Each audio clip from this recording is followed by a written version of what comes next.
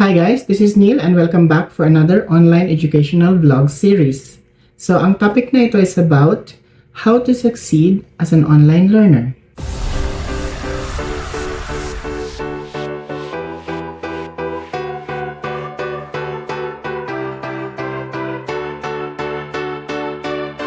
So, ano-ano nga bang mga skills and attitude ang kailangan mo to succeed as an online learner? Una, learning readiness and mindset. So, learning readiness and mindset means understanding the online learning environment kasi magkakaiba talaga yan dahil ang online learning environment is a very different type of platform compared sa face-to-face learning. Sa face-to-face learning kasi, kaharap mo yung mga kaklase mo, yung teacher mo, while sa online learning environment is mostly nakadepend yan sa digital platform. So, maraming factors na nakaka-affect dyan. Internet connection, yung capacity mo as an online learner na makipag-communicate through online learning platform or online learning apps or through Facebook ba yan or Messenger or pwedeng through Yahoo or through Google Meet. So, depende yan kasi meron mga online conference, online video calls, and meron yung mga online learning tools lang as yung i-access mo dun sa LMS ng school. So, kailangan very well familiar ka sa mga ganyan. Next is yung growth mindset about digital education. Kasi habang ikaw ay nag-aaral through online learning platform, nag-upgrade din ang mga yan. Kasi nga, based on technology. So, every now and then nagkakaroon ng update. So, dapat ikaw as an online learner ay lagi kang updated sa kung ano yung pwede mong malalaman pa ng mga upgrade para hindi ka mahuli doon sa update ng iyong online learning platform. Kasi maraming mga online learner ngayon na akala nila nakabase lang doon sa isang platform or isang type of technology, hindi nila alam na nag-upgrade pala yun every now and then. So, nag-update yan as always. So, sinasabi ko dito sa vlog para kung ikaw ay isang online learner na nagsisimula pa lang, alam mo na kailangan mong i-upgrade yung iyong skills or abilities na makipagsabayan doon sa ibang learner, sa ibang online learner para hindi ka mahuli sa upgradation or upgrade ng technology. So, yun yung very important factor dyan. Another is, online learning is overcoming procrastination and distraction. Yes, kasi ang mga online learner is more prone to procrastination. Bakit? Kasi sa mga tao pa lang sa paligid mo, pwede ka nang i-judge, pwede ka na ma-procrastinate sa pag-aaral ng online learning. Kasi dinaanan ko rin yan. Pwedeng magkaroon ka ng negative idea about it kasi gawa ng mga tao sa paligid mo. So, kailangan very much strong ang decision mo at alam mo kung paano i-handle ang mga yan. Dahil kapag nangyari yan, magiging distracted ka na. So, another form is distraction. Yung distraction kasi is something about hindi ka na nakapag-focus kasi meron ka ng ibang mga ginagawa rather than focusing on your study. So, ang technology din is very well-known form for distraction. Kasi syempre, kung ikaw ay nag-online learning, meron ka na ring access through YouTube, through Facebook. Pwedeng nagchat-chat ka habang nag-aaral. Meron akong kilalang ganyan. So, kinokontrol ko lang din kung paano siya pagsabihan or paano siya i-convince na hindi dapat ganun ang gagawin. Kasi meron mga nag-aaral na, for example, ako ay nandito, nakikipag-usap, pero meron akong binabasa dito. So, ganyan ako. Let's say, ito yung phone ko. Pulutin natin yung phone, ganyan. So, merong lesson dito. Ang ginagawa ko is, nandito ako sa phone ko nag-chat. In-off ko lang yung camera. Maraming tao na ganyan. So, kung ganun ang gagawin mo, hindi ka talaga matututo through online learning. Kasi, ang process of learning through online learning journey is listen, understand, or read, or write. So, apat yan. So, listen, read, or write. So, dalawang yan. Listen means meron kang virtual lesson or merong nagde-lecture na recording sa online learning platform. Reading means merong online reading tools na ibinigay sa'yo na babasahin mo. Noting down means meron kang mga kailangan i-note down para ma-memorize mo pa siya later on, or it is some type of a skimming process. So yun yung term ko dyan. Kapag nag-note down ka kasi, it's a type of skimming process. So yun yung una. Method yun. Method is either by listening, reading, or writing. Second one is understanding. So ano yung naintindihan mo doon sa pinakinggan mo, binasa mo, or sinulat mo. Pangatlo is apply. I-apply mo yan ngayon kung meron kang way to apply it on a real world situation. So maghahanap ka ngayon ng pag-a-applyan. Maghahanap ka ngayon ng pwedeng scenario. It's either a scenario or a real life happenings na pwede mong tignan kung gagana ba yun. After that, yung fourth step is verification. So, i-verify mo yan, hindi lang dahil sa kailangan mo siyang malaman kung totoo, yes, kung talagang po pwede, kung feasible ba yung style na yon, kung feasible ba yung solution na ina-apply mo, pwede kang mag-research. Research mo yan sa Google, sa mga research na projects, sa mga ibang universities, sa other schools, marami sa online yan. Next is, pwede mo siyang i-verify through questioning sa mga taong nakakaalam niyan, sa mga professionals na, sa mga taong may karanasan dun sa subject. Kasi dun mo lang malalaman na yung process na dinaanan mo, kung paano mo siya binasa, sinulat, pinakinggan, paano mo inintindi, paano mo in-apply, dun mo lang malalaman kung nasaan ka ba doon sa process na, apat na process na yon, nasaan ka ba sa application nun, nasaan ka ba sa understanding nun. So yun yung tamang way para matuto ka in the process of online learning. Time and self-management skills. Yes, time and self-management skills is not only just a skill, pero ito yung about creating an effective study schedule. So, paano ka mag-create? So, simple lang yan. Consider the factor. Yung ikaw ay isang working student. So, ilagay natin doon kasi mas maiintindihan yung pag ganun. So, as a working student, so ilagay ko na lang sa akin, sa experience. As a working student, hindi ako nag-aaral ng noon time. Siyempre, nasa trabaho ako ng daytime. Early at night, maingay yung aking mga housemates. So, sa bahay ni Kuya na ba to? Hindi. Sa ano lang tayo, sa accommodation. So, dahil maingay sila from, kasi nagsisimula akong mag-study noon ng 6 to 10 or 6 to 11, matutulog ako ng 12, wake up at 5 ng morning, yun yung weekday study. Pero dahil medyo naiingayan ako, ang ginagawa ko is, sleep at 6, naka-headset pa ako niyan, then wake up at 2 o'clock, 2 to 5, doon ako nag-aaral kasi tahimik, mas mabilis akong makapick up ng lesson. So, example lang yan. It's either ganun ang gagawin mo or i-inform mo yung mga tao sa paligid mo kung meron man, huwag kayong mag-ingay ng ganitong oras please kasi para makapag-aral ako. Kung sila ay cooperative, very good and very well for you. Pero kung hindi, then you need to find a way how to create an effective study schedule para hindi ka mahuli sa iyong mga lessons, sa iyong mga assignments, para hindi ka mahuli sa deadlines. Kailangan mo yung i-plan accordingly. So, depende kasi yan sa situation. Kasi ako iba ang situation ko, pero sinasabi ko lang sa iyo yung mga example na pwede mong gawin. So, yun yan. Another is, kailangan mong i-balance yung online study kung ikaw ay nag-aaral habang nagtatrabaho. Kailangan mong i-balance yung online study rather than, halimbawa, sabihin mo na, kasi busy sa work, o kasi yung nag-invite si friend. So, always remember, tatlo yung gagawin mo dyan kapag ikaw ay working student. So, work, study, and personal. Kasi hindi mo rin pwedeng pabayaan yung sarili mo. Kaya lang, may personal. Personal is about friends din yan, family. Kung ikaw ay pamilyadong tao. So, kailangan mo i-consider lahat yan.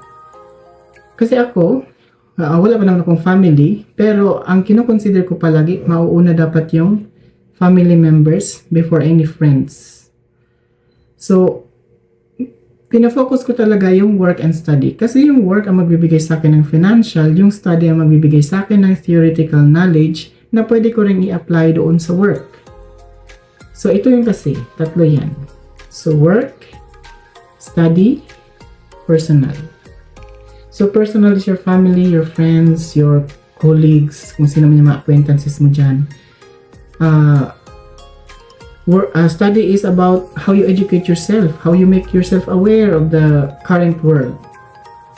And work is about yan sa financial mo. Of course, magtatrabaho ka, kung may business ka, then very good. Paano kung nagtatrabaho ka kagaya ko? So, yun yung very, very important na kailangan mong i-consider dyan. So, ako, work and study. Yung friends, ilalagay ko lang yung part na yan sa personal sa family, hindi sa friends. Kung yung friend mag-i-invite sa'yo na, okay friend, punta tayo sa outing sa labas, marami kang gagawin sa school. Ako ang papipiliin yan. Kahit sabihin pa ng friend ko sa akin, hindi na kami friends after one day, go ahead. Hindi ako manghihinayang. Mas nanghihinayang ako sa learning. Kasi ang learning, hindi yan dumarating sa'yo every time. Minsan lang sa isang pagkakataon na matutukan ng maayos sa buhay. Hindi sa lahat ng pagkakataon. Kaya, it's a very, very important factor talaga na alam mong i-consider at alam mong i-prioritize kung ano yung dapat mong i-prioritize. Kasi marami na akong taong nasalubong dito sa mundo, sa ibang ibayo man ng mundo, na nagsisi. Kasi hindi nila pinursu na matuto. Hindi nila pinursu na maging aware sa kung ano yung dapat nilang matutunan. Hindi nila pinursu na makapag-aral kahit meron na silang chance na mag-aral. Kasi ako, lagi ko sinasabi yan, hindi ako nabigyan ng very, very much leniency or very, very much comfort na nag-aaral. Talagang trinabaho ko lahat habang nag-aaral. Pero, naiintindihan ko na yun ang magiging buhay ko. Kaya naman pinagsikapan ko na makarating din kahit pa paano dun sa medyo mas mataas na educational level. At least, ginawa ko yan kasi hindi lang para sa akin, para din sa family ko, para sa mother ko, para sa mga kapatid ko, na at least kung gumanda ang buhay ko, pwede ko silang bahagian ng part nun para gumanda rin yung buhay nila. So, ganun yun. Another one is doon sa time and self-management skills yun. Avoiding burnout in virtual learning. Yes, kasi yung online learning is a virtual learning. Kapag na-over ka din, mabu-burnout ka, may stress ka. So, kailangan alam mo kung paano i-manage yan. So, part yan ng creating an effective study schedule, which means huwag ka mag-aaral ng buong linggo. Kasi ako, 7 days a week, 6 days lang ako nag-aaral. One day, hindi ko na pag-iisipan yung school. Pag wala na ako sa school dyan, hindi ako mag-iisip about school. Hindi ako mag-iisip about projects. Naglalakwatsa ako. Bakit? Kasi para maiba yung environment ko. Para hindi ako yung same na environment lang din araw-araw. So, kailangan mo i-balance nga lahat yan. So, move on tayo sa number 3, which is digital literacy and technical skills. So, ito yung about learning about essential digital tools. So, example dyan is Zoom, Workspace sa Google, ano pa ba yan? Yung about email. Kailangan alam mo kung paano yan gamitin kasi sa online learning, ginagamit mo talaga yan to coordinate with your professors, with your instructors, ang ibang tawag dyan, or supervisors sa research. Kailangan mo lahat yan.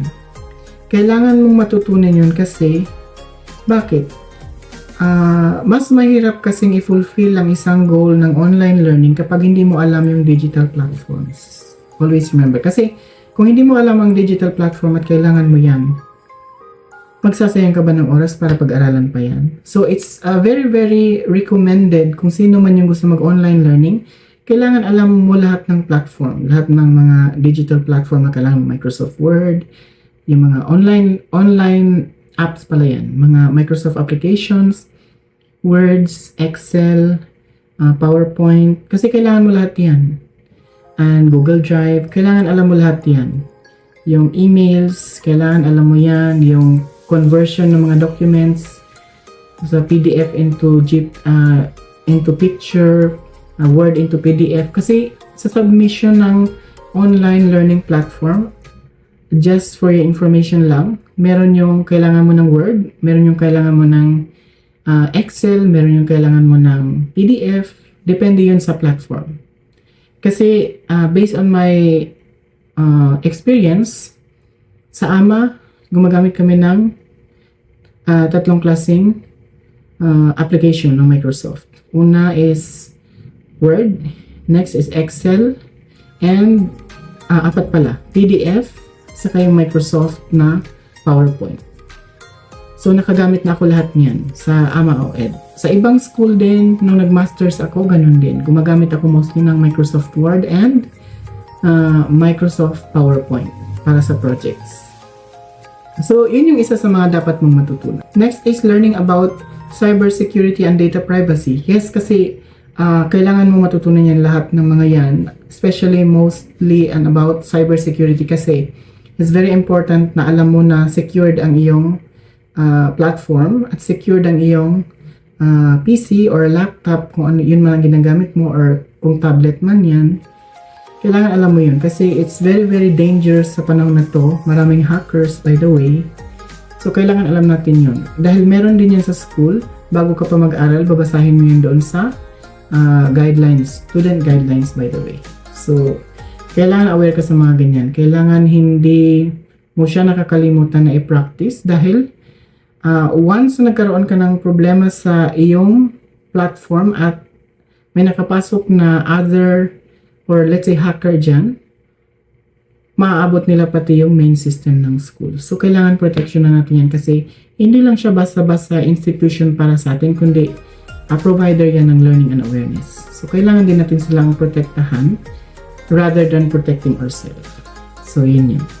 Next is about netiquette or online communication practices. So, online communication practices, yun yung nabanggit ko kanina about email, about how you answer, about how you communicate with your professors, your instructors, your research supervisors kung sakali. Hindi yung nagko-communicate ka na parang ikaw pa ang nagde-demand.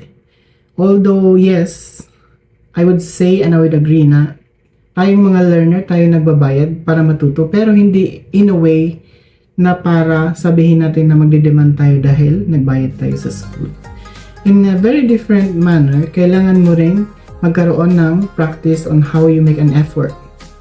Kasi ang schooling talaga is not only paying just to learn. It is paying for your learning para i-challenge ka nila para maging ready ka to be independent or to be motivated enough na